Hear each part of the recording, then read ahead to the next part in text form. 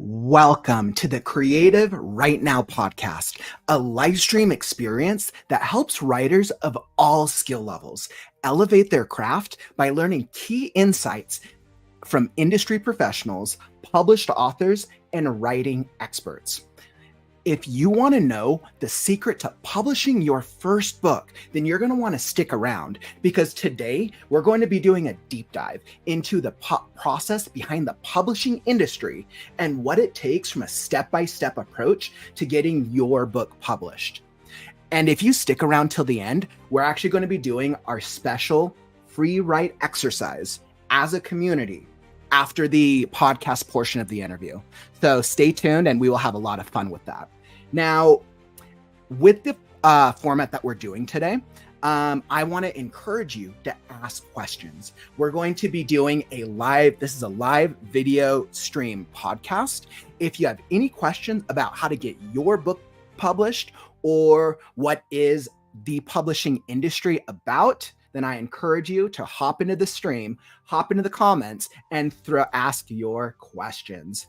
Okay, so today we're going to be sitting down and I will be interviewing Yasmin Rodriguez. So Yasmin is a Caribbean native, a business owner, an experienced publishing consultant, and a ghostwriter who helps writers of all skill levels bring their stories to a global readership.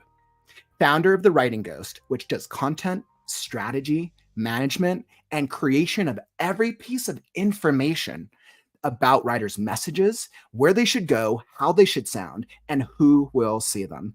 This is a fully bilingual writing business that delivers inspired content in both English and Spanish.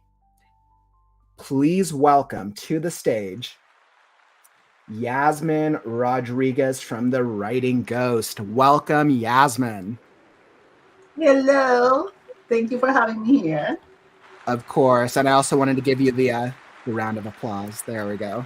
I got a little applause going through. I like that. Awesome. So first off, thank you for sitting down with me today, Yasmin. You are, even as we were chatting before the podcast, Yasmin has so much experience and so much insight. And before we hop straight into it, let me just welcome our community. Atomic, welcome to the stream, my friend. And John, welcome to you, my friend. R.A. Morley, hope you're having a glorious day. Yes, especially because I need to get my book published eventually. And I feel like I'm using this as an opportunity to learn from Yasmin how we're going to go about this publishing process. And Lewis, welcome back to the stream, my friend. So Yasmin, I actually want to hop straight into it today. Today's episode, we're digging into what is the secret behind publishing your first book. So as I'm starting with it, what's the secret? Do you have any key insights into what is the core behind getting your first book published?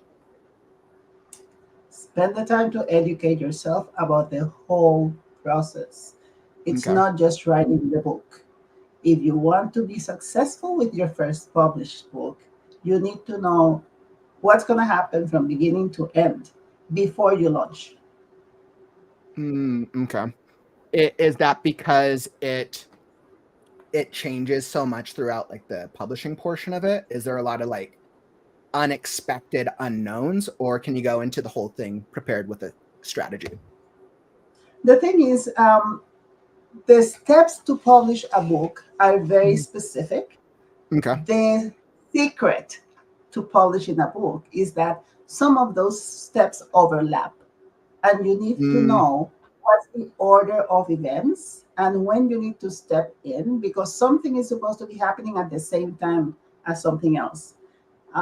So a book, if you're going to self-publish, you need to become a project manager.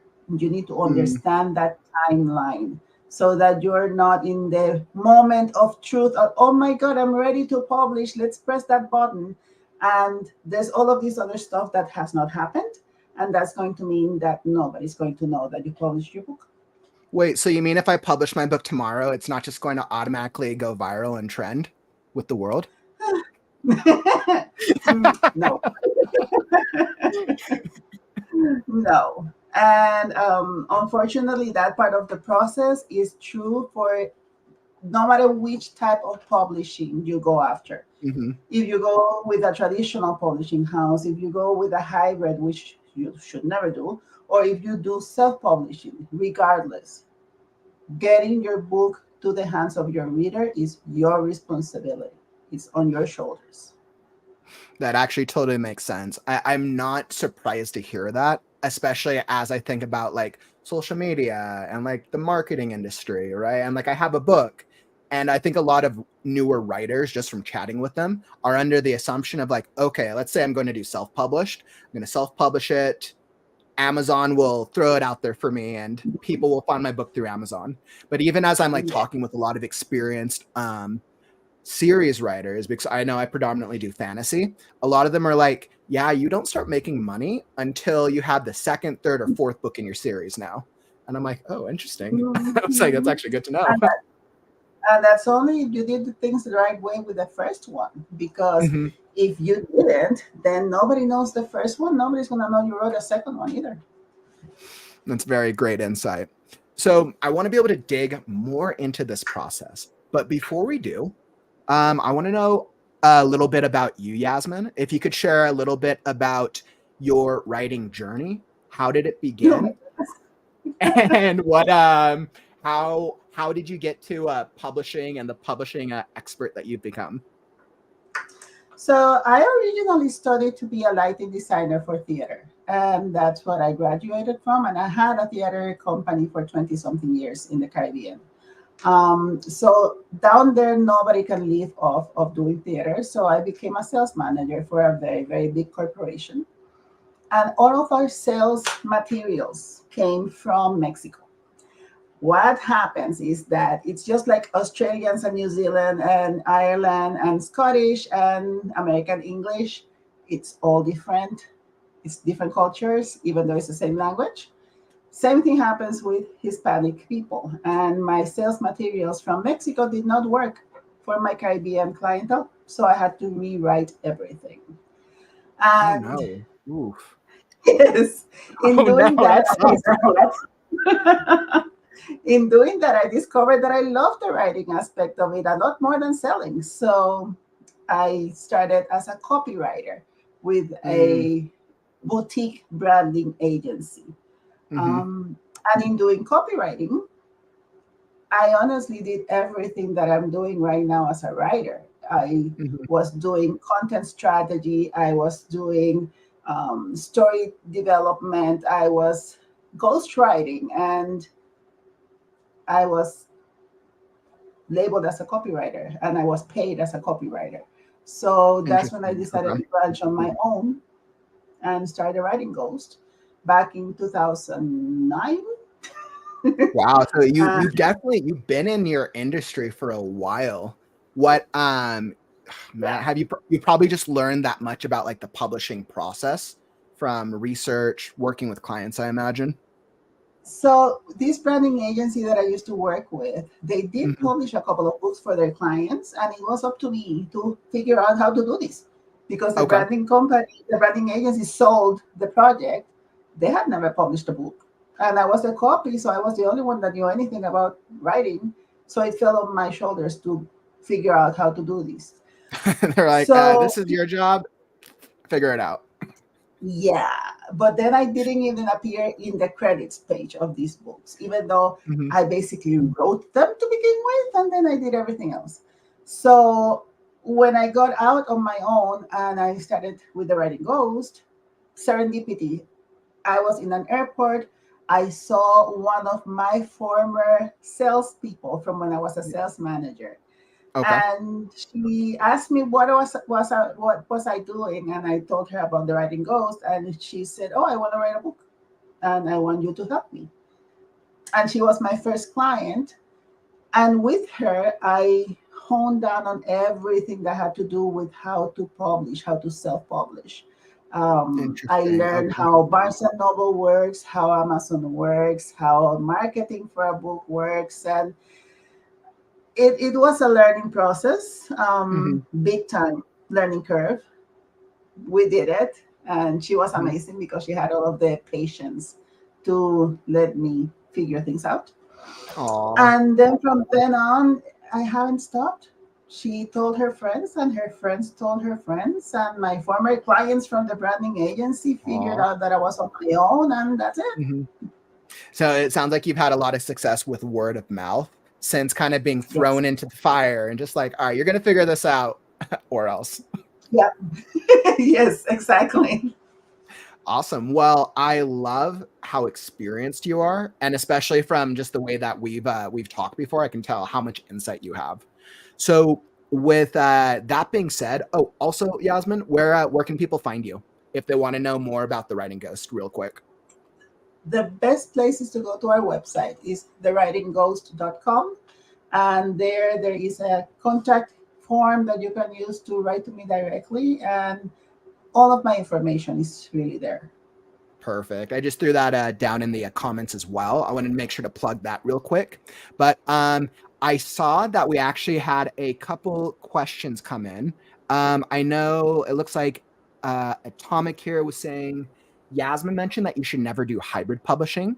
And it sounds like he wanted you to explain that. So it sounds like this might be a good time of what are the different types of publishing and why is Mhm. hybrid publishing like the red The flag? devil. Yes. I am actually on a crusade against those people. So you have three types of publishing right now. It used Mhm, to be that the only way to publish a book was with a traditional publishing house, mhm. where it's very, very difficult for a first time author to get their chance.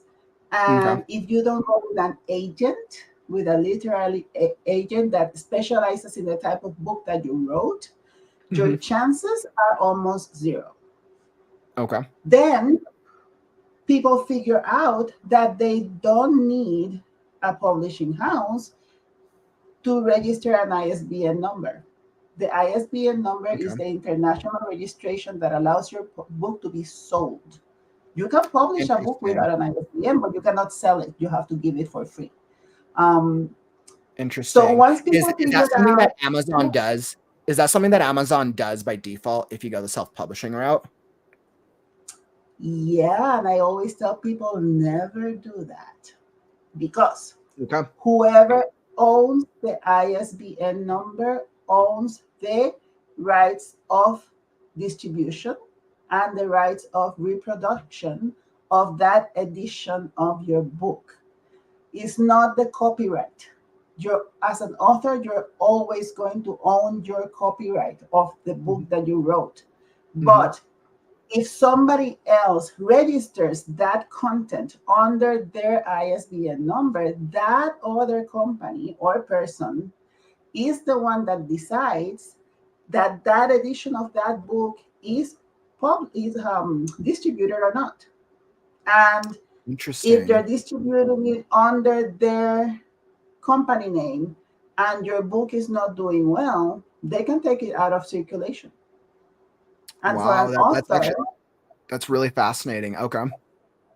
for an author to recoup that content. If you Mhm. publish your book and the ISBN belongs to somebody else and you're not happy with what's happening, the only way you can publish that book under your own ISBN or somebody else's is if you do a second edition. And a second edition means Okay. That different makes cover sense. design and something different in the content that justifies Okay. it being a second edition. Interesting. So So, it sounds okay, like your recommendation is all writers or all authors should publish their own the ISBN first or as part of the process for their own books before going through the publishing. Well, here's the thing. When we were talking about the different types of publishing, so you have the Mhm. traditional houses, you have the Okay. hybrid, and you have your own self-publishing. Okay. If you go with a traditional publishing house, the difference between them and a hybrid is that they will buy your distribution rights from you. So they Mm, pay you to be able to put their ISBN number on that book. If that book doesn't sell, they're not going to make money. So it's in mhm. their best interest to put out a book of quality that will make them money because otherwise Okay. they paid you money for nothing. A hybrid Interesting. publishing house Mhm. asks you to pay them to give them your distribution rights. You're I was like, paying that doesn't them sound good. to allow them to put their ISBN on your book. They already have your money. It doesn't matter to them if you sell the book or not. So Interesting. all of my clients that have come to me after they go through a hybrid publishing house or have proposals from a hybrid publishing house, the only thing I need to do is go on Amazon with them on a Zoom call and show them the books Mhm. produced by a hybrid publisher. There are always mistakes in the first 5 days. Wow. Mhm. Wow. So That. you're either going to publish with a traditional house that's going Mhm. to pay you to Uh-huh. buy the rights from you, Mhm. or self-publish, and then it is your ISBN number and you control what's happening because you are your project manager. Do you generally have a recommendation for new writers? Like, do you generally recommend traditional or self-publishing? I kind of feel like self-publishing a little bit, but I feel like there's probably pros and cons of each.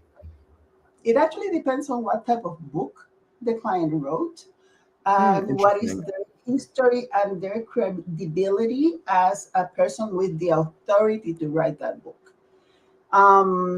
Because at the end of the day, an agent is going to have to sell your book to the traditional publishing house. If they don't Mm, have something to sell it with, then you're going to be one more of the thousands of people that submit manuscripts every day to a publishing house. interesting. So let's put ourselves in the mind of a new writer. So I'm a new writer. Let's say maybe I don't have that much brand awareness yet. Does that sound that like self-publishing is a better route to go to build up my credibility? Yes, obviously. If, Okay. as I said, in order for an agent to be able to sell you as a first time author, and that's Mhm, the key. If you're a first time author, an agent needs you to be credible mhm, as an authority to be writing that book. So the story of the book, the content of the book mhm. comes second. It's who wrote it. Interesting. So it really it's Mhm. this is so fascinating. So it really comes down to what your brand presence is of what you've Absolutely. done, what you've accomplished. And I imagine that obviously it's easier once people have written multiple books because you already have brand presence. This probably tends to be could be easier for maybe educators sometimes because they already have a presence through the educational system. This could be And not, interesting. I'm kind of like thinking through what that type not of brand presence looks necessarily. like. Business owners, business people in different branches of um, what a business is, Hmm. experts in different fields that don't have to be necessarily scientific or business related. Hmm. People that have a following that are already there ready to read their book Hmm. and they can prove that they have this following and this presence to a publishing house. All of those things would help a first time author be successful going the traditional route. Otherwise, it's self publishing. It's self-publishing. So if we have a new writer here who they don't have a brand presence yet, do you have any recommendations for like a new writer to build up a brand presence if they've just finished they got the final draft of their book? Like any Okay, strategies? all right. Yes, you need a community.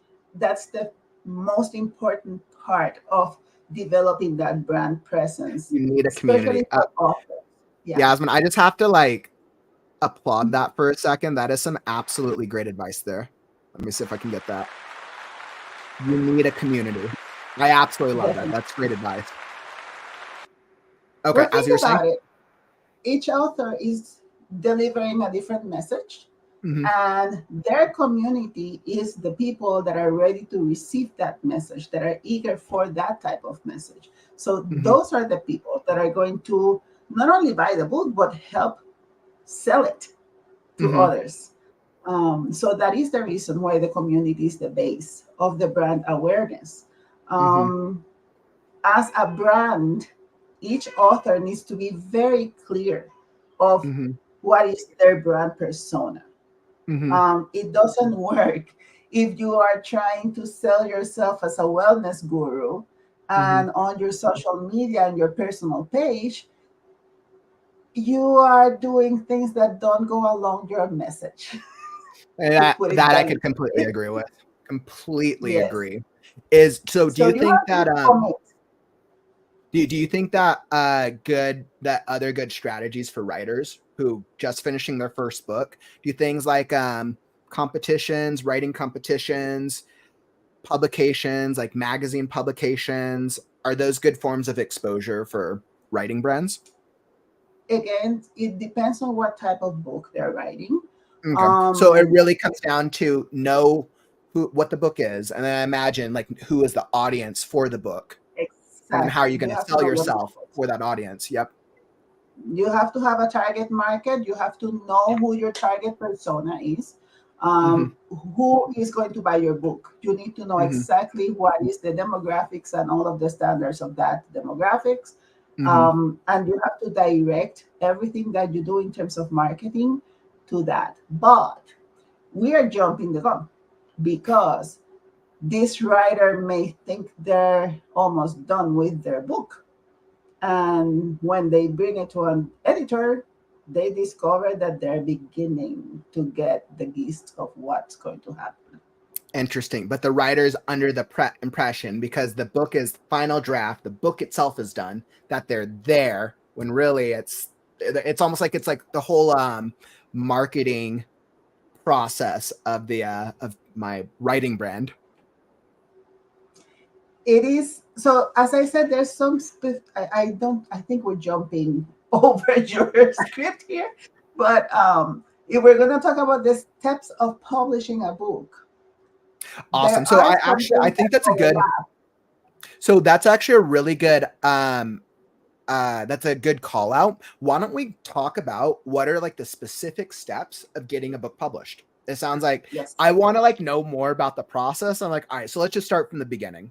So Okay. as I ask, what's the step-by-step process of publishing a book?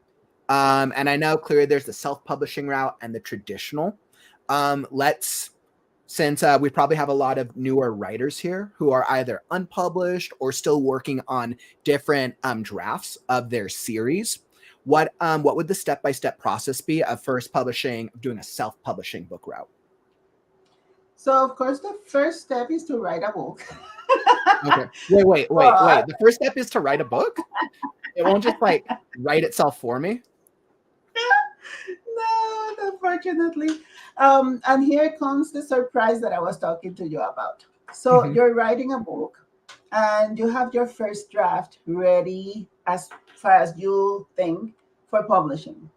Mm-hmm. Nothing can happen until that book goes through the hands of an editor, because Completely agreed. that's when you may discover that what you thought was a first final draft is really your second draft. Mm-hmm. And something that I want to clarify for people is that an editor is five things at once, or you hire five different people, because you have the strategic editing first, which is the person that is going to take a look at your structure, at your plot, your character development, your tone of voice, what your style of writing is, and is going to flip everything around and put everything inside out. And you may end up with your last chapter being your beginning. Then that has to go through the process of fact checking. And even in fiction, even in fantasy, you need that. You need to be able to structure your message around things that are credible. Mm-hmm. Then you go on to line editing. And that's when you go to the nitty gritty of looking for redundancies, looking for repetitions, suggesting maybe different words, adjusting the structure of the actual sentences, the Mm-hmm. division of paragraphs, things like that. Then you go to the copy editing stage, where is that's where you look for spelling, capitalization errors, if there's shifts in tense that don't make sense and things like Hmm. that. And there's no proofreading until all of that happens. Hmm. And that is Hmm. something that a lot of authors are very surprised, is that throughout all of these stages, I may be giving them back drafts to read that have grammatical errors. Hmm. And I'm telling them, I'm not going to go through the trouble of proofreading your book until we have the final draft, because otherwise I'm going to be wasting my time many Hmm. times. Completely So, agree with that. I deal with the same thing with my editing clients. I'm like, all right, we got to go through all these different steps before we even get to the proofread. And I also yes. try to clarify for a lot of like newer writers I see, when I think it's important to understand what is your intention with publishing your book. If your intention is just to get a book published and put it out there, a lot of writers who do writing their first book as a hobby probably don't have the finances to invest in the editing process, which can be pricey. So I always recommend, like, make sure that you find some type of community, like you said, to help get the book to a point, publish it, use it as a proof of concept of practicing. But if you're planning on, like, you need to make money off the book, then like this is all the stuff that you got Mhm. to be doing. Like if your goal is to Not make only money, that, it has to go through this process. and your reputation is on the line. If you're Hmm. trying to build a brand and you publish a book that is riddled with mistakes, and not necessarily grammatical mistakes, I'm talking about tone of voice and structure mistakes, then you lose credibility. Your reputation takes a hit, and coming Hmm. back from that is more difficult. Hmm. Um, oh, I love that. Somebody saying your story Hmm. doesn't need to be realistic, but it does need to be believable. Woo! I Woo! wanted to call that out for Atomic. That was a great call out, Atomic.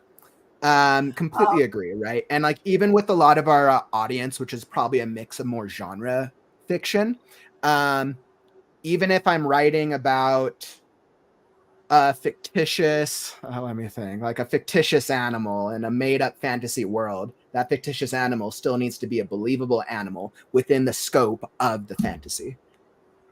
Completely agree. and there needs to be continuity, because if you made Hmm. up this animal at the beginning of your book, it eats from the left side of the mouth, and then by the end of the book, is somehow eating from the right side of the mouth. What happened?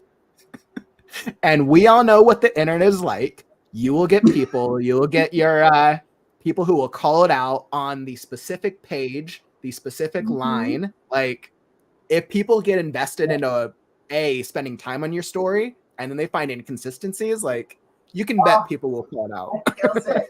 Because it kills the magic. Then all of a sudden you're not there anymore, Hmm. That Hmm. magical thing that happens with all of the creative processes, Hmm. whether it's art, sculpture, theater, music, writing a book.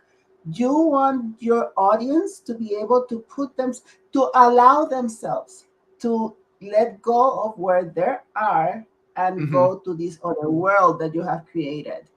And Totally agree. anything can kick them out of that word, and they don't know where they are, and it's the magic is gone. So, okay. So let's say we have a writer, they got through the editing process of it. Let's say that we Yes. have an actual final draft that's gone through the Yes. developmental, the copy, the line, the proofread. The final draft is ready. What's next? Wonderful. This is when the project managing starts, because this is where things overlap. That book now has to go to a designer. The Okay. design process is very important, because the visual aspect of your book is going to sell it as much as your message. Okay. And that And by design visual, you process, just mean like the book cover, no, or what does design mean specifically for a book? that's that's the thing that differentiates a graphic artist that knows how to design books Hmm. than the others. So a Okay. book design starts with a cover, but the Hmm. cover is a template for all of the book elements that need to be designed according to that cover. So Interesting. your Okay. table of contents needs to be designed. Your chapter entrances need to be designed. The different headline levels, first headline, second headline, third headline, all of those sub levels, that those headlines need to be designed. The where the number for the pages goes and how it is visually presented is Mm-hmm. designed. Mm-hmm. If your book has tables, the tables have to be designed. If you're quoting people in your book, those quotes have to be designed. So Interesting. it is a global work of art that Mm-hmm. needs to be cohesive with that front cover. Um, so it takes time, and it Mm-hmm. has to be someone that knows what they're doing. Mm-hmm. And let me tell you something, templates are a dime a dozen, Mm-hmm. and everybody knows it. Like when you open an Amazon page of a Mm-hmm. book category and you Mm-hmm. see all of these covers that look exactly the same, it's obvious that it's a template, okay? Um, so, so the overlapping of the steps.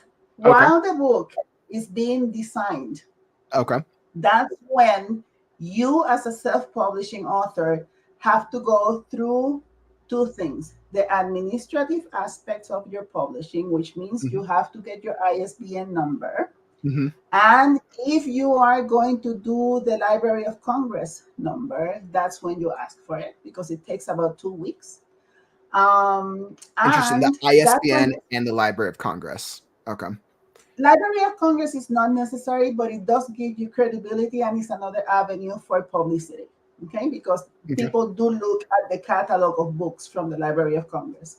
Okay. Um, so then, at the same time, you need to start developing your marketing strategy. Mm-hmm. Hopefully, you already have a community.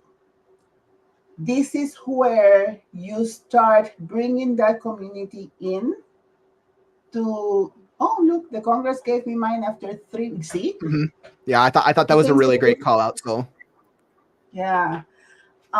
So that's when you start to bring that community into your process and making them your allies Mm-hmm. for your book launch. Thinking that the design is going to take 2 to 3 months, that Okay. gives you about that time to get your people ready to buy your book and make it a bestseller, hopefully before you launch it.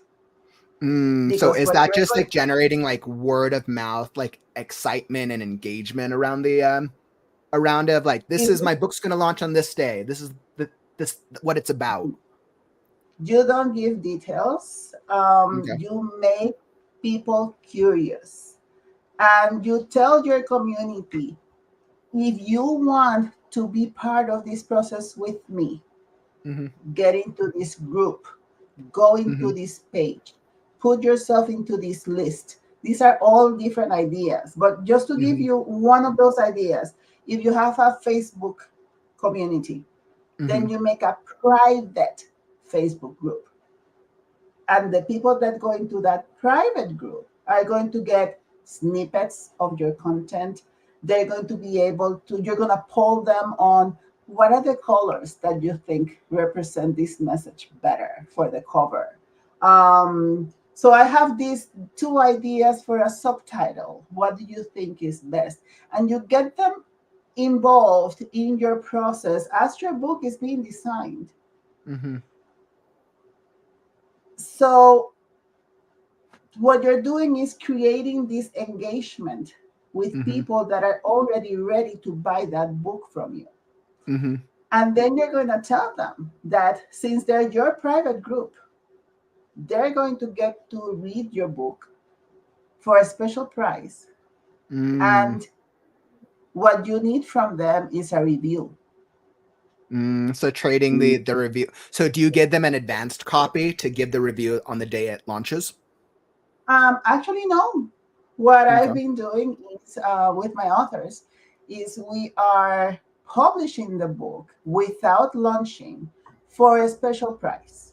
Like let's say your book is going to retail for 19.99. Mm-hmm. So you publish it at 9.99. and you only Mhm. tell the people in your private group, go and buy the book. It's at $9.99. Leave me your review before this date, because that's when I launch and that's when the book becomes $19.99. So you If you you s- do you things, s- you started at a lower price point. That's interesting. You started at a lower price point. Okay. yeah, because you want as many reviews as possible. And word of intelligence here, Mm-hmm. Barnes and Noble and Amazon both make a distinction of reviewers, whether they bought the book or not. So if you gave Okay. away your arcs, Mm-hmm. those reviews are great for adding them to your author description page, Mm-hmm. to the book description on the actual publishing page, or for putting them in the book itself. But Mm, if you want reviews to go up on the ranking in your category, mm-hmm. then those people have to have bought that book. Interesting. Wow, Mhm. that's really fascinating. So if you do things right, by Mm-hmm. the date of your launch, you go to your launch announcing that you are a bestseller because you have made the first 100 spots on whatever category. So Wow. Okay. this is things are overlapping. Book is in Yeah. design. You're Mm-hmm. buying the ISBN, you're getting the Library of Congress number, you are building your community and getting all of this strategic marketing plan ready. Mm-hmm. And at the same time, you are getting ready to upload your book to the publishing platform. Your Mm-hmm. designer is going to give you a final PDF proof of the designed book. Mm-hmm. That needs to be gone over, usually by the editor. That's the best person to go over your final design draft Mm-hmm. and make sure that in the translation between the Word document and the InDesign document, there Mm-hmm. were no mistakes. The designer, by the way, if they do copy paste on a Word document and they put it in InDesign, they don't get the italics, they don't get the bold. They have to physically look for them. Actually, when I am doing a manuscript for a designer, what I do is I Mm-hmm. highlight in colors my manuscript so that the Interesting. designer knows what's highlighted in blue is italics, what's highlighted in green is bold, and things like that, because they have no other way of Interesting. knowing. Okay. But that's why you need an editor or someone that you trust to go Mm-hmm. over that final PDF and make Mm-hmm. sure that it is exactly what was in your final draft. And then you launch, and hopefully, oh, Oh. before you launch, in the process of uploading to Amazon, Barnes and Noble, or wherever it is that you're going to publish your book, Mm-hmm. you need to know SEO or do your research, because you Mm, need to know the keywords first, and second, the categories that you want to put your book into. Amazon mm, allows you three categories, and it mm-hmm. depends on which category you chose. What are your chances of becoming a bestseller? And then you Interesting. And then you launch. Wow, that is such an exciting process. So I want to make sure that I understand this. So we have the writing process of it. We have step one, know. writing. Step two, the editing process. And now you kind of broke the next step, the next portion of the two separate designs or the two separate aspects. So I'll break that into the two steps. We got the design, which is step three, while you're also Mhm, doing the administrative. So like mhm, administrative slash design, since it sounds like when you hire a designer, that the time frame might be a little out of your control, was the administrative, at least you can get that process started as well, since it yes, sounds like the ISBN and then the what was that, the Library of Congress, yes. is those two steps, and then step five is the marketing process of marketing in preparation for book launch. But the thing is, all of those things are overlapping.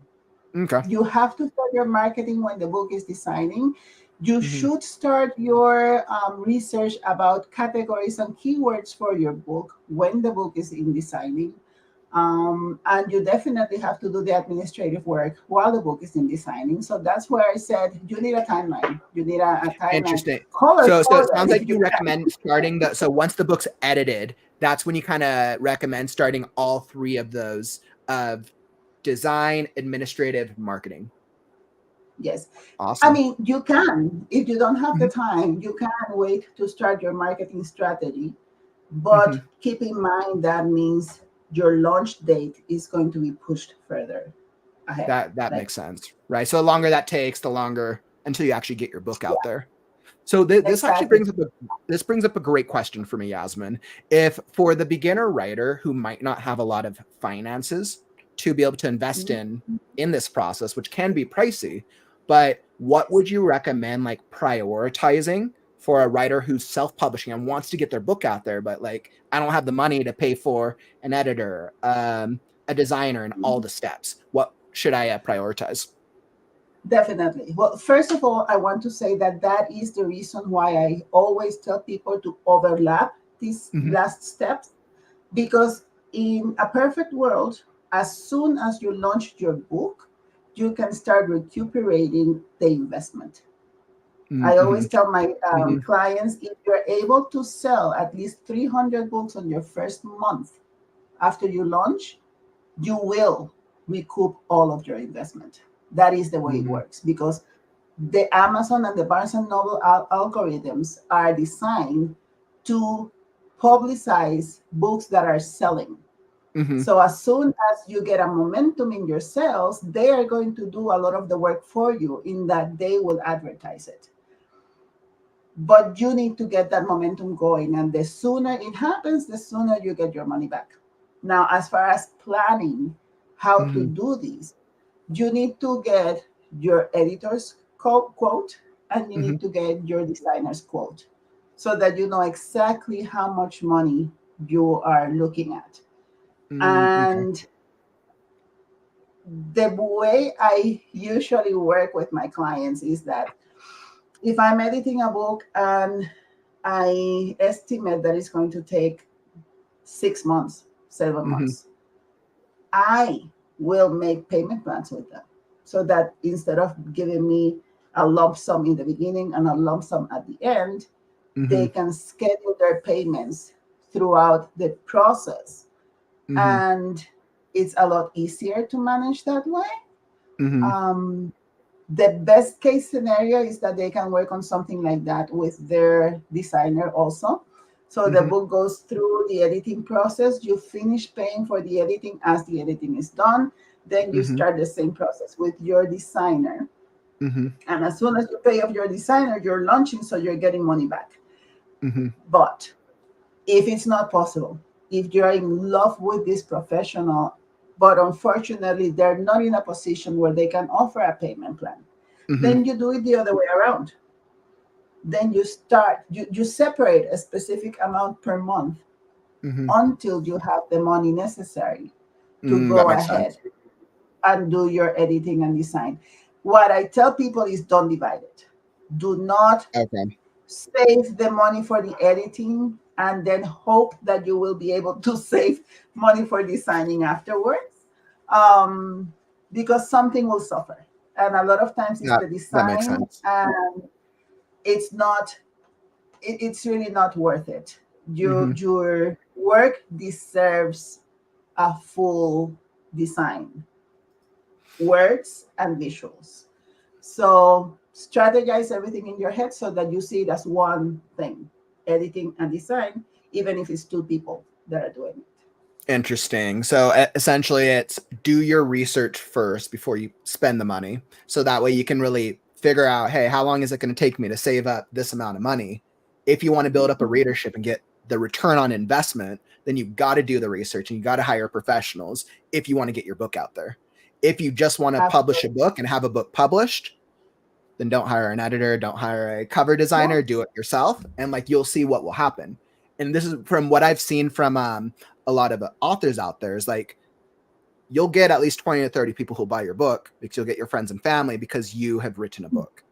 If you want to get 300, 500 plus, or making it a best-selling novel, You got to treat it as a professional endeavor.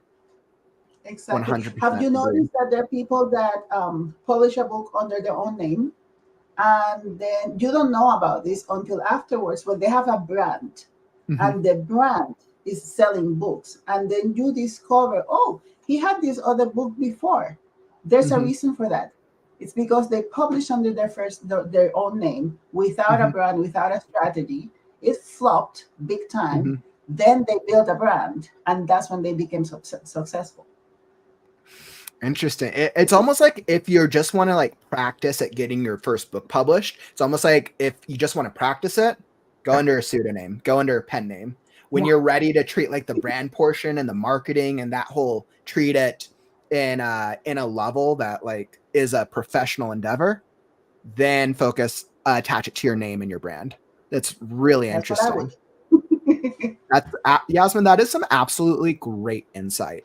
Is so once you've gone through this entire process and you've done the editing, the design, the administrative, the marketing, and book launch, the day of book launch happens.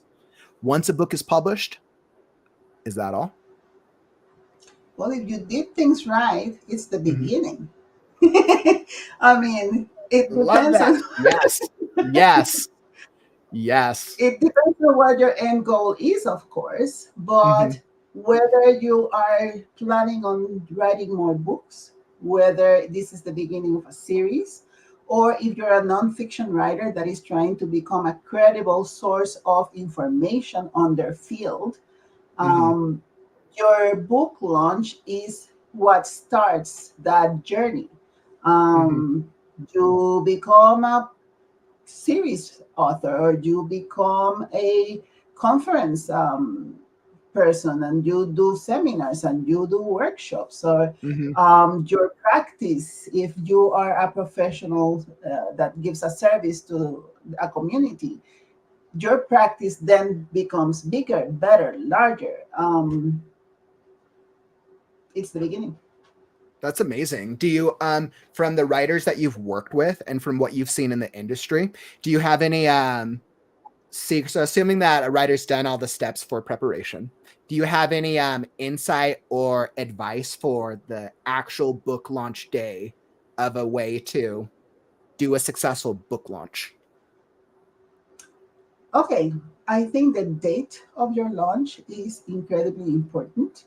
I Hmm. actually tell my clients that for some reason all of the process ends at the end of the year, and we don't have that final publishing PDF until September, October.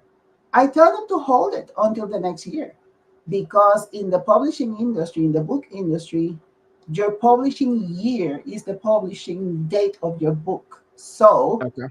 if you launch in the beginning of the year, in the first 4 months of the year, your book is new for the rest of that year. If you launch Mm. in December, as of January, your book is last year's book. Wow. So you recommend that Mhm. if I'm going to publish a book, I'm a new writer, that I should publish in the beginning of the year so it feels Yes, fresh. At least getting yes. doing that whole process for launch to happen in January. And something very important, people, everybody thinks that their book Hmm. is the best Christmas gift ever. Hmm. Unless your book is a cookbook, it's not going to be a Christmas gift. Well, your family Interesting. will give it away as a Christmas Well, gift. I think But what's interesting because for the writing community, if we think about when is National Writers Month, November. November is National Writers Month. So that's when the entire writing community is thinking about writing and telling a story. So then it kind of leads to that idea of like, oh, well, okay, it should be a Christmas book now. It should be a Christmas present mm, because I just came out of National Writers Month. well, think about it. Hmm. National Writers Month is about writing a book. If you wrote a book in 1 month and you're ready to publish it on December, that Hmm. book is terrible. You're like, well, it clearly hasn't gone through the editing process yet. And editing was done in 2 days. Well, I mean, hey, if I went over to Fiverr, it says that I can have an editor for like $10, do it in like a week. and I'll be successful. I'm sure I can find a designer on there for $10. That's Oh how it's yeah. advertised, right? Yes. Yeah. I think Yeah. it just comes down to doing your research, right? And being aware of what is your budget, and knowing how you can find professionals within that budget. And if it's too low, then you got to save up, right? Treat it as a profession. Completely agree. Treat it as a product. You're putting Hmm. a product out there, and the quality of your product determines first if people are going to buy it, and second, how much you can ask for it. Well, Yasmin, that has been some incredible advice and insight. I think now I actually want to open up a let's see, let me find this. I want to open up to questions and answers to a Q&A from our audience. What Sure. questions do you have about the publishing industry? Anything that we've talked about, or any questions for a particular type of process of the publishing your book for Yasmin? Yasmin is an incredible expert and has some invaluable insight. Drop your questions down in the comments below. I've highlighted a couple questions so far. So I want to pull up the first one. So it looks like there's, from the questions throughout our conversation so far, Yasmin, we got a couple questions about the administrative portion of the Uh, publishing process. And I think this is interesting. I didn't know that about ISBNs. Like, I know the books have to have an ISBN, but I'm not too familiar with that part of the process. So Atomic brought up a really great question. Oh, I just canceled it. My bad. Let's see. Atomic brought up a good question. One moment.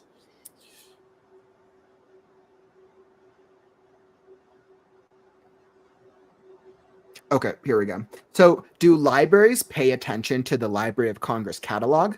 What types of books benefit the most from registration? okay, yes, libraries do pay attention to that catalog. It it makes it more accessible for searchers that are looking for a specific book category Mm-hmm. to find your book. What types of book benefit from that registration? All of them, honestly. It's not just for academic material, it's not just for nonfiction. Everybody pays attention to that. So, even for like the entire like fiction category of like fantasy, science fiction, romance, all of that benefits. Yes. Awesome. Um, Perfect. And what is the and this is just a personal question. What's the process for registering? Is it just going to Library of Congress's So easy. website and like, I want to register my book? So easy. Yeah. Oh, Awesome. important to know, your Mhm. ISBN costs money. You buy your ISBNs. And actually, Do you know what type of pricing that tends to be? yes, yeah. So they usually sell you either one ISBN, a package Hmm. of 10, or a package of 100, or it goes up from there, depending, because this is for publishers, not Hmm. authors, basically. So if you're an author that is only going to publish one book in your existence and it's never going to be translated or done in an audiobook or anything else, then you purchase one ISBN and it costs you anywhere between $125 and $150. But Interesting. if you are going to publish anything else, Hmm. another, um, if you, let's, for example, if you want a book that's both hardcover and softcover, a paperback, you need Hmm. two different ISBNs for those. If That you're was going to actually my charge it, next question. So you need one mhm, for basically each edition. Does that include the audiobook as well? yes, it doesn't Interesting. include ebooks. Ebooks can be published without an ISBN. Okay, You said what? I Can you repeat that one more time? ebooks, the electronic books, they Hmm. can be published without an ISBN. Okay. Um, but the thing is, one ISBN is going to cost you $125. A package And of actually, 10 Soul just costs, brought up a good comment. Soul checked this recently. 130 for one a few months ago, 235 for 10. that's it. Hmm. That's Hmm. it. So it Thanks, doesn't Joel. make any sense to buy just one Mm-hmm. if you're going to publish more than one product. Okay. Mm-hmm. Then you buy the package of 10, and these are yours forever. Actually, Mm-hmm. in the barcode of your book, your Mm-hmm. ISBN, the first few numbers are the publisher house. So in the self-published authors, that means you. Okay. Interesting. So I'm thinking through like my own process, right? Because I know I'm going to be publishing a book eventually. I would want to probably do like, at least if I was doing my first book, I'd probably do what the 10 option to start off with, because I would be thinking about, you said the ebook doesn't need an ISBN, but I should No, probably it still get doesn't. one. But I would I still get would. one based off your advice. So the ebook, the soft cover, the hardcover, Now, the audiobook. Amazon offers hardcovers also now, Mhm, yes. And mhm. then if you translate it, your translation is going to need its own ISBN. And that's a whole Um, nother thing, right? If I want to reach an international audience, I mean, obviously English is predominant, but what about Spanish speaking, right? And I know this is, mhm, yes. Oh, something important. Um, Amazon wants a barcode. mhm, So they can give it to you for free, even if you have mhm, your own ISBN number. The ISBN sellers will try mhm, to sell you a barcode tied to that number when you register your book under the number. mhm. And it's usually like $25 or more. Don't buy it. If you're going to self publish, don't buy it because Okay, Amazon will do that for you. perfect. So don't buy the barcode, just get the Yes, ISBN for your book. exactly. Interesting. Okay, that's absolutely great. Perfect. And then it looks like John had another, it was more like a question comment. He was talking about the ISBN process of it a little earlier. Can you just like clarify for me one more time? Because I want to make sure I best understand, why is the ISBN so important? Because I know we went into the self-publishing process of it, but like let's say I'm going traditional publishing. Yes. ISBN gives whoever holds it the rights of reproduction and distribution of the Hmm. work that's registered under it. Hmm. So the people, the company, or the individual that owns that ISBN number and put it on your book is the only person, company, or entity that can decide how many copies of that book go out and where they are sold. Awesome. Ah, all right. Well, that is some absolutely, that's great advice. Thanks, Yasmin. To give you an example, if you Hmm. use a free ISBN from Amazon, Hmm. you cannot publish on Barnes& and Noble Really? Why is that? because the ISBN belongs to Amazon, and Amazon doesn't want you to sell in Mm, Barnes& and Noble. and Amazon And doesn't want you to take money from they absolutely decide, something they have the important. right to decide that for you. Hmm. Interesting. Okay. And it looks like we got another question from Lewis J. Mansa. Yasmin, what's the best indie fiction book launch that you've seen or been a part of, and why do you think it was successful? Oh my goodness. Like so many options. So I think the best one was a book that I go through. Oh shoot. Okay. The best one, I cannot tell you which book it is because I already said I go through it. But it is a book about a private investigator. Hmm. And the person that hired me to publish this book is an actual private investigator. So he gave me his 5 most interesting cases, Hmm. and we built a fictional character of a private investigator around his Hmm. life experiences. But this character was more than life. He was like a private investigator superhero. Hmm. And we used these cases to build the story, the novel. Hmm. What made it so successful in his case was that he started to drop hints about this fictional character for a while Mm-hmm. before anybody even knew that he was writing a book. And he started using quotes of this fictional character, and this fictional character became like a meme before memes were a thing. Interesting. Okay. Yes. Um, so by the time he launched his book, the character was a well-known entity. Just Mm-hmm. nobody knew what he did, how he did it, what was the story behind it. Mm-hmm. So there was a lot of curiosity, like, Mm-hmm. okay, so we're finally going to meet this guy and see what it is that he does. It was very successful and it Aw. helped a lot. Yeah. Are there any specific, are there any like best-selling books, or are there any books that you've seen over the course of like the past 5 to 10 years that you're like, wow, that was a very successful, that looks like it was a very successful, like had a marketing strategy or publishing strategy?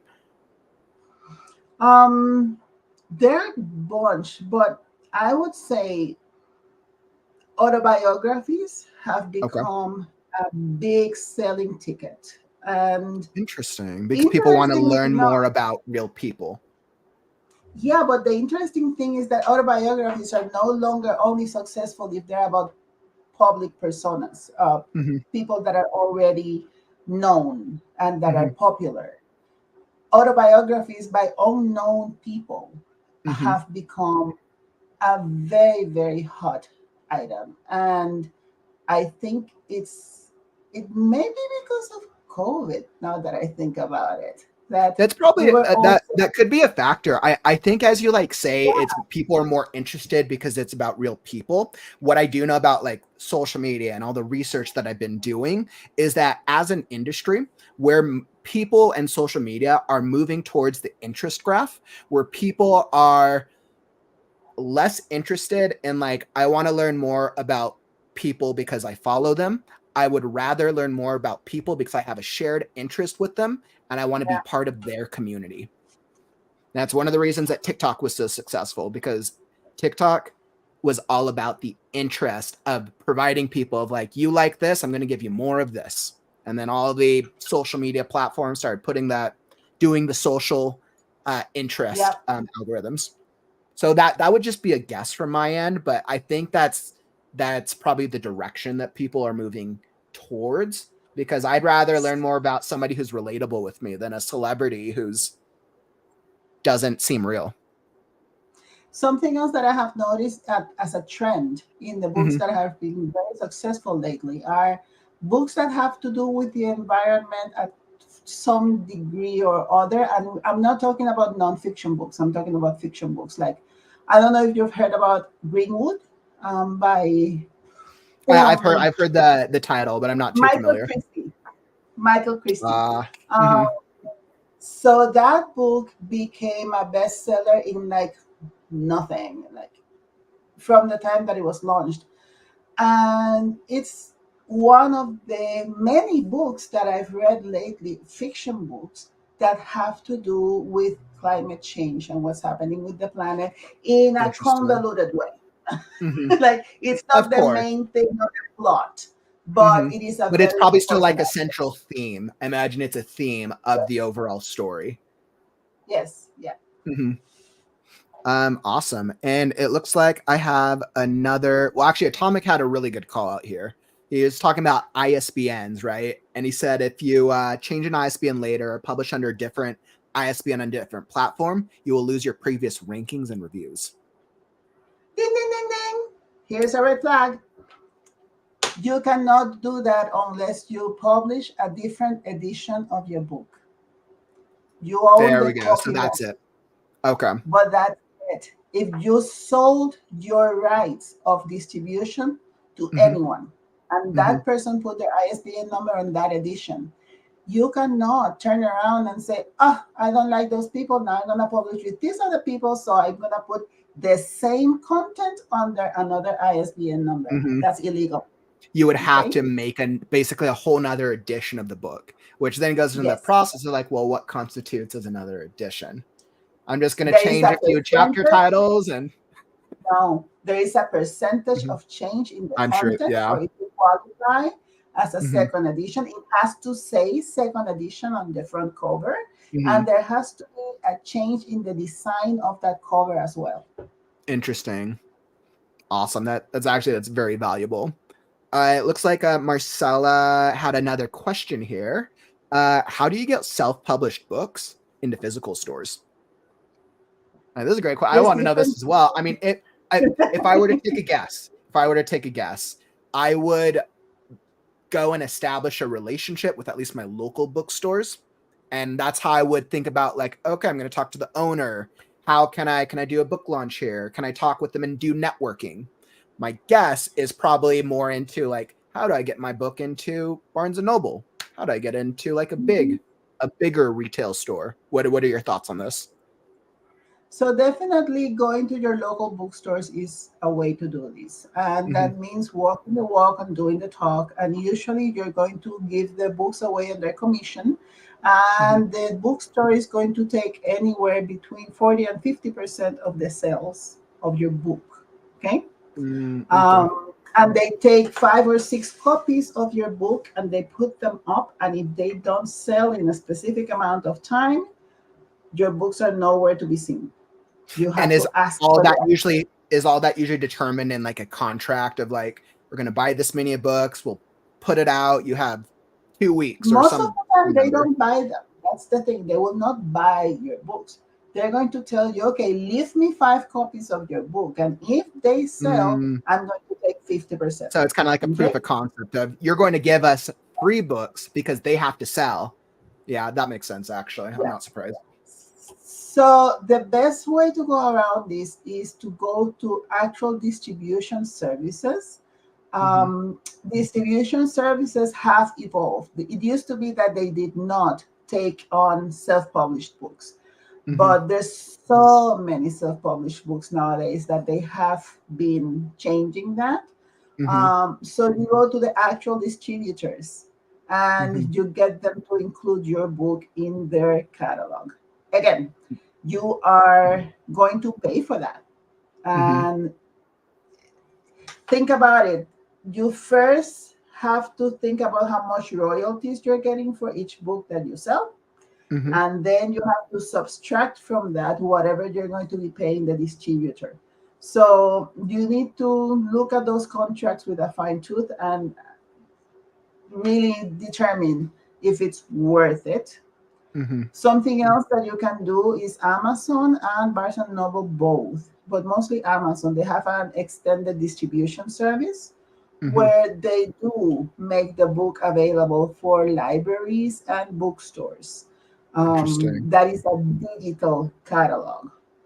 If you publish through Spark, Ingram Spark, Ingram is famous for that. Ingram is Hmm. famous for being readily available for book catalogs for physical stores. Hmm. Um, the process with Ingram is a little bit more complicated. Okay. It's I hate it, Oh no. but I'm like, I no, know of Ingram, but I haven't done too much research into that platform. the learning curve with them is very steep, but Mhm. they do make the book more readily available for physical stores. Interesting. Do you recommend first-time authors going the self-publishing through Amazon if they go the self-publishing route? Truth is, that is the number one bookseller out there now in the digital world. Hmm. Um, if you want to be seen and you want to have the most opportunities to be seen, they also have the best algorithm. As I Hmm. said, if you start selling books in quantity, they will advertise for you. They will put your book on the side of the screen and Hmm. they will put it next to other books that are similar or in the same category. So, yeah, I would Hmm. say right now Amazon is the best option. Absolutely. And then Atomic added the distribution catalog still doesn't guarantee placement, just gives you a better chance. I was like, completely agree. Definitely. Hmm. But take something into consideration. Traditional publishing houses. I am talking HarperCollins and Penguin and the big, big guys. Hmm. They operate in the same way. Hmm. So most of Except your they're doing salesmen more of know. that. They're doing more of that groundwork for you, essentially, as The compared to you're difference doing it with them, yourself. Hmm. so I'll tell you how it works. So you go to a bookstore, a Hmm. major chain bookstore, and you see Hmm. all of these rows of books. Think about the rows of books as real estate. Hmm. Each publishing house buys a specific amount of real estate That on makes those sense. shelves. Hmm. So for each category of book in their catalog, they have to decide what are the ones that are going to sell because they're taking up real estate on those Interesting. shelves. If you go with a penguin and Hmm. penguin puts your book up in the book store and it doesn't sell in a specific amount of time, when it doesn't sell as much as they expect, then they're going to take that inch of space off of that shelf and they're going to put another book in it. Of course, right? Because they want to make money. It's a business at the end of the day. Mhm. I think Yep. if I was thinking about that process and if I was going to work backwards in terms of the research portion, I would go to a bookstore. I would figure out where would I want my book to be in the bookstore. I would do the Mhm. research, be like, all right, now I have to create a better cover than all 50 books on this bookshelf. And then I need to go ask who is the distributor for these books. Can I get in contact? Obviously, if it's Penguin, like these are larger Absolutely. book houses, but maybe if it's smaller distributors, then I would be like, okay, so this is the distributor. So this is the thing. Penguin is not a distributor. Penguin uses a distributor. So Mm, you can go directly to the distributor houses. It's not who publishes the book. And the book is not going to tell you who distributes. The bookstore will tell you who distributes if you ask them. mhm. Interesting. Well, do you think that writers would generally be able to go to a bookstore and be able to figure out like point of contact if they asked about distributors? Go to a library. Librarians are a lot more willing to give away Completely agree. information. Completely agree. That is amazing. I have such respect for librarians and our libraries, especially in a day and age Mhm. where libraries are losing to the digital space, but they'll always have predominance. Absolutely. Yes. And Um, talking about physical bookstores, mhm. remember what I said about the design process? A good book designer knows that the spine of your book is as important as the front cover because that's what you see on a bookstore. Mhm. Awesome. Well, Yasmin, on that note, I feel like I have learned so much from our conversation today. And even then, I have like 20 more questions because I know we didn't even get to really deep dive into the traditional, the whole traditional process of it. I just want to say that it has been absolutely phenomenal. And your insight has helped me. And I know a lot of our community quite a lot, especially from the comments and the engagement. Now, before I let you go, I always have to ask everyone this question. If Mhm. tomorrow were your last day on Earth, you got hit by a car, hit by a bus, and you could leave one final quote for writers, for anyone who wants to get their story published, what would that quote be? You're talking about a quote by me or my Mhm. favorite quote? Because By there's a you. difference. You can go either or. If there's like a quote that you feel like best embodies what you believe in. My own quote would be always be open to shifting your ending to the beginning. Always be open to shifting your ending from the beginning. Because when you think you're done, you're not.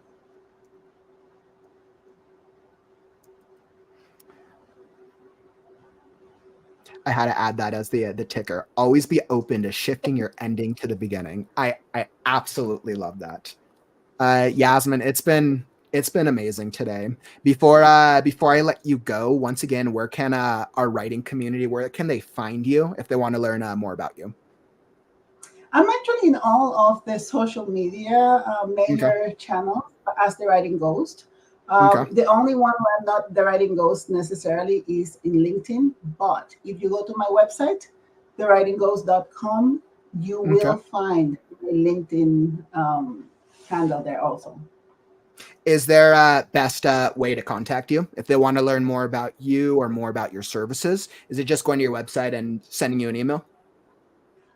So my email is actually theghost@thewritingghost.com. So it's easy to remember. Perfect. The ghost And at that is what's going to thewritingghost.com. happen. If you go to Perfect. my I just dropped website, both of those in the comments. oh yeah, perfect. Yeah, so the forms in my website go directly to my email because that is Mhm. my main way of communication. Okay, awesome. Well, once again, for the viewers here, this information, the website link and Yasmin's contact is down in the YouTube description below. So if you're on YouTube, you can go down into the video description. If you're on one of the other platforms, go check out the writingghost.com. Yasmin has a wealth of information that we haven't even been able to touch on so many other things. I'll have to have you back on. I'll have to have you back on at some point because we could probably do like a whole like 6-hour podcast, I'm sure, just on publishing alone. Let's do an online course. Just all about, we're going to have like a 24-hour. We're just going to be talking about publishing for 24 hours. I'm sure everybody would love that. Yasmin, you've been absolutely incredible. Thank you again. I'm going to be hopping into the live writing exercise with the community, but I'm going to let you get going. Thank you. You have been phenomenal, Yasmin. Thank you again. It was my pleasure. My Bye. hat's off to you. All right, bye, Yasmin. Awesome. So that was incredible. Oh my goodness. So we learned so much about the publishing process, about what it takes to get your book published, especially when you're going the self-published route. If you continue to have any other questions or you want to learn more about the publishing process, definitely reach out to Yasmin through her website. You can also feel free to continue dropping the questions in the comments, and I will network with Yasmin if there's more that you want to know. I feel like I myself learned a lot about this process. And if you've enjoyed the podcast today, make sure you follow and subscribe. Tap that follow button if you're on Facebook, LinkedIn, Twitch, or X. Or if you're here on YouTube, hit subscribe because every Sunday I got the Creative Right Now podcast where I will bring on industry professionals like Yasmin, other published authors, and working writers. So that way we can learn from others who are doing it successfully so we can get our own stories. We can improve our storytelling and we can get them published. Ah, awesome. And then additionally, outside of the podcast, I live stream every single day. So I'm here with my writing process. Monday through Thursday is the Kauffman Writes Casual Writing Group, writing community. Friday is the story time where I read best-selling novels to the community. And then Saturday is the story and critique show. If you're a writer and you want your story read aloud or you want feedback, this is absolutely free.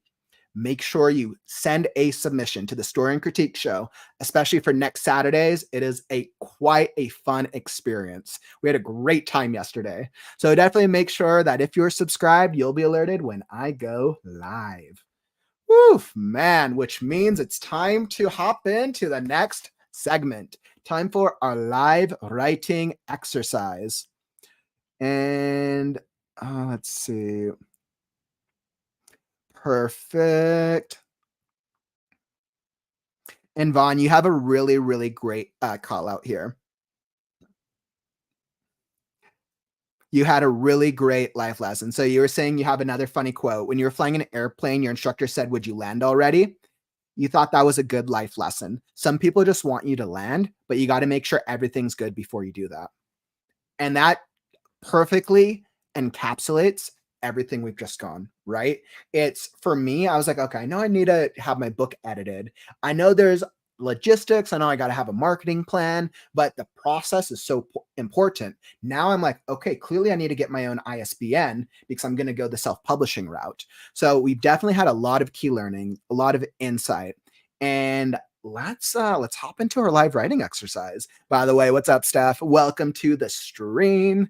And if you're just hopping into the stream and you missed out on the interview portion of the process, don't worry, I got you covered. Once the stream ends, you can actually hop to the beginning of the video. We learned so much about the publishing process. Time codes will be added so you can hop to each section and each question that brings you the most value. All right, beautiful. And with that being said, let me pull up our live writing exercise. So I'm going to pull up ChatGPT. I definitely encourage you. Let's say maybe you want to get some writing practice in today, or maybe you want to see what type of stories we're going to tell. Come join me right now for the live writing exercise, only 20 minutes. So let's see what our creative chops will bring today. All right, and then let me adjust this. Perfect. So I got ChatGPT here. We're going to put in a live writing exercise, and we're going to get an image for our inspiration for our story today. Awesome. So I'm going to get here. Let's see. Create, please. I want to be kind to if the AI takes over the world, I want to be kind to the future robot masters. So please generate an image for a live writing exercise. Let's see. Please ensure there is a clear character, obstacle. Actually, we'll put a clear protagonist, antagonist, obstacle, items, item, and let's see. I'm like, what am I feeling thematically? We'll say surprise me for the theme. I don't have anything specific. And surprise me for the theme. Let's see what image it gives us. Awesome. And let's see, we should edit. I'll show under. Yeah, Vaughn, that would be really cool. Definitely just message me and we can talk more about that. Let's see, Dust. Yeah, I'm a little sad I missed the interview. YouTube just recommended your channel in my feed. Well, Dust, first off, welcome to the community. I'm actually doing I live stream my the writing process daily. Once the stream ends, you can actually go back to the beginning and watch the interview portion. We learned a lot about publishing. Yasmin from the Writing Ghost was so incredible. So I definitely recommend you go back and watch it after the stream.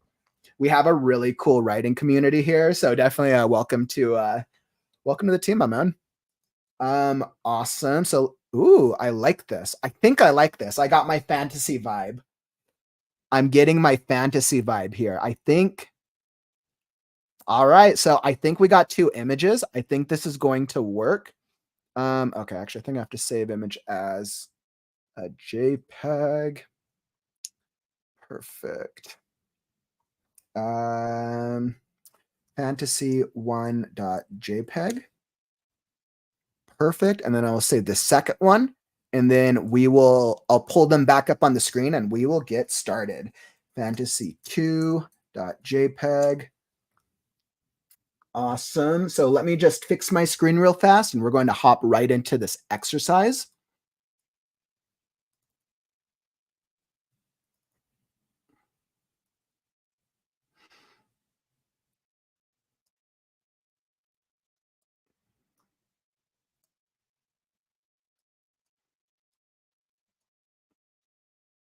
All right, so I am good here. Let's see what's the best way to show these.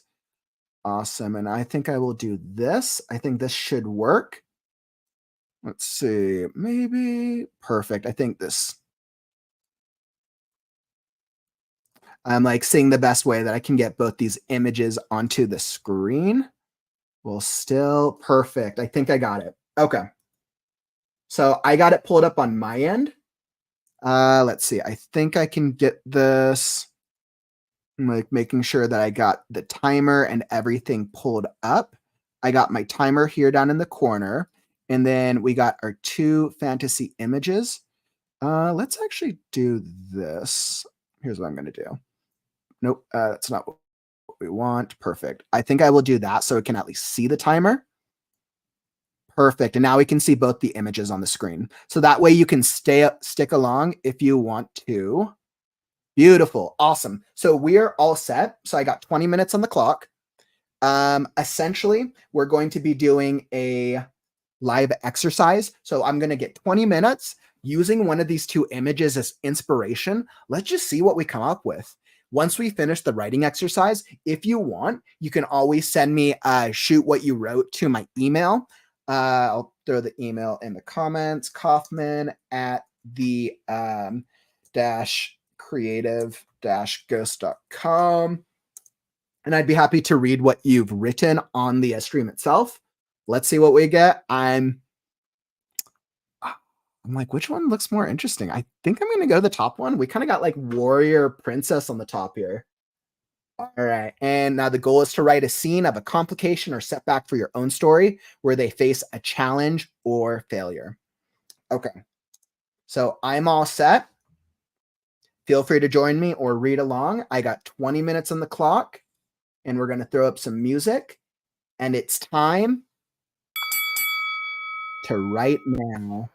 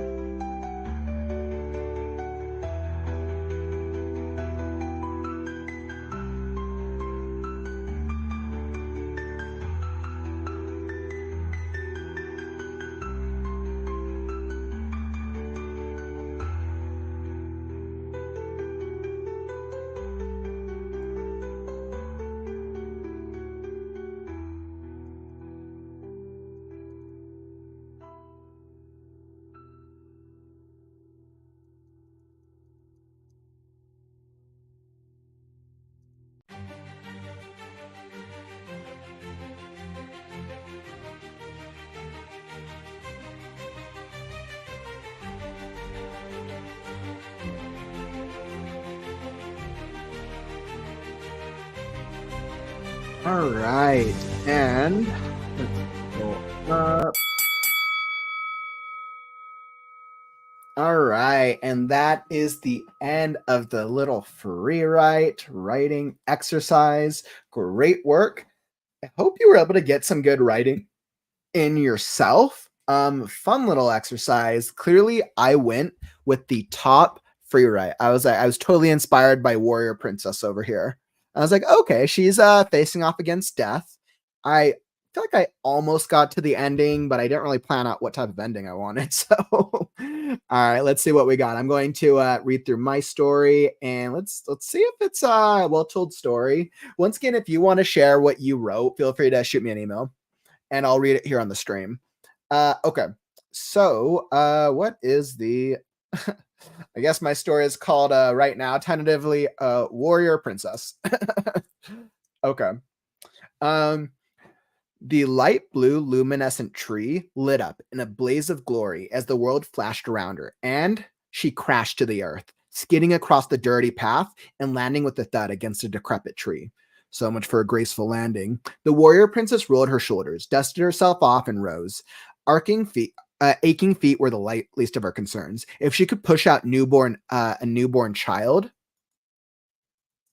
she could contend with a little pain. Bet if she were a man, she'd be complaining about her back and neck and needing a good flagon of ale. She laughed it away and retrieved the sword, which stuck out of the ground. With a single pull, the sword came free, and she held it before her, now wary of the environment. A forest of death and decay. Glancing above the tree line indicated the luminescent blue tree hovering above the others. It most likely also indicated the only path back.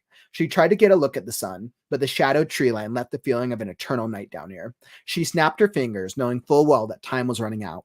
Only a matter of time until. Crash! The warrior princess hopped back into a crouch, pulling her green cloak protectively around her small frame as she blended into the environment. Surely enough, the assassin had just passed the portal. She would have had more time. The plan would be the death of her. She gritted her teeth, knowing full well what waited for her at the end of this path. She crawled away, dodging between the trees and being sure to stay off the main dirt path, but keeping it still within her sight so as not to lose track of the surroundings. A grin hit her face, and the old codger would have been proud. I know you're out there, Grace, echoed the deep, brash voice of her pursuer. A maniacal laughter followed, bouncing off each nearby tree. No time. Grace flung the cloak behind her and dashed forward. Escape was only possible if a certain velocity could be maintained. There was no longer another option. As she dove in between trees of decaying and creepy proportions, her fiery red hair glided behind her in the wind. Each step in the earth brought her farther from the portal and closer to demise. The grip on her sword tightened. Footsteps echoed off in the distance. His tracking was improving. She scanned her surroundings as she ran. This had to be the right portal as she leaped over a grove of bushes and landed straight into the wreckages of a graveyard. No, not just any graveyard. Only one graveyard still stood, and directly above the gravestone was another luminescent tree. She skidded to a halt, trying to grasp the possibilities. A second tree shouldn't be possible unless fire engulfed the dirt around her. She barely managed to dive to a spot of grass as her previous location lit up in an inferno of flames. The warrior princess rolled forward, skidding once more across the dirt and setting herself against a tree, sword in hand as she faced off against the very thing she had always feared. Cloaked in the shadows of legends was none other than death itself. Those demonic red eyes, skeletal ribcage, and chaotic fiery lantern were only a few of the signs. She cursed, holding her sword before her as death pointed at her. They were interrupted by her former pursuer, who ran into the graveyard expecting to find her and her alone. All it took was a simple touch by death's bony fingers as the assassin paused, let out a silent scream before disintegrating into a pile of ash. She cursed. This was it. No other options were open to her. What do you want? The warrior princess cried out. I've given you all I can give, but I will not go down without a fight. Death simply stood there, watching, grinning, calculating. With a single flick of his hands, she knew what it wanted. No, she cried out. And that is how far I got. I think if I were to end this, I would say that either I let death kill her or I let her escape. But that is what we got for this little free write. So once again, feel free to send over your story examples. I'd love to either read them. I'll probably would end up reading them in future streams. Absolutely. We'll do a free write thing, which is super cool. So I hope you're able to get some value out of that. And the writing experience is always great. I'm glad that we're always able to get a little bit of writing practice, writing fun at the ends of these streams. Awesome. And as we're as we're wrapping up that portion, and we start looking towards creative writing on the morrow. So what do we got next? So if you're looking for something else to watch next, I'll link the previous podcast episode into the video description below. Definitely check out some previous episodes of the Creative Right Now podcast. I've had some great guests. Last week we chatted about comedy. We've chatted about different aspects of storytelling. So definitely go check out that playlist if you want to see more episodes. If you missed out on today's episode, I'm going to add the time codes so you can hop to the beginning of the video and watch the portion about publishing your book. If you want to know about ISBNs, about marketing, about design, about what it takes, make sure you check it out because we learned quite a good deal of things today. And as I look forward towards tomorrow, I'll be doing writing sprints because I want to get through my story, Last Scarecrow. I'm getting farther into the rough draft, and at 80%, I'm almost there. So come join me tomorrow. I'll be going live probably at 3 p.m. Mountain Time. So come join, come have fun. I'll post my schedule either tonight or tomorrow morning for next week's live stream segments. And before you leave the stream, don't forget, like the stream on your way out.